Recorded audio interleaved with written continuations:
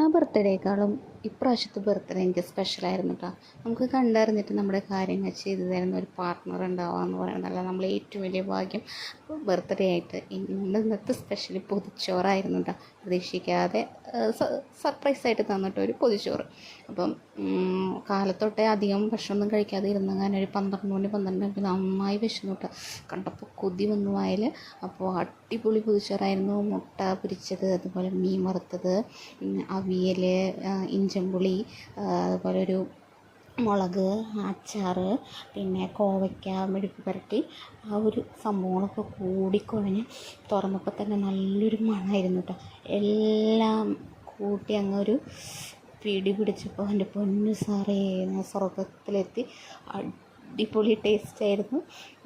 അപ്പം ബർത്ത്ഡേകൾ നമുക്ക് എല്ലാവർക്കും ഉണ്ടാവും. അത് സ്പെഷ്യലാകുന്നത് സ്പെഷ്യൽ ആൾക്കാർ നമ്മുടെ കൂടെ നിൽക്കുമ്പോഴാണ്. അങ്ങനെ ഒരു ബർത്ത്ഡേ ആയിരുന്നു. വളരെ സന്തോഷമുള്ളൊരു ബർത്ത്ഡേ ആയിരുന്നു കേട്ടോ എനിക്ക്.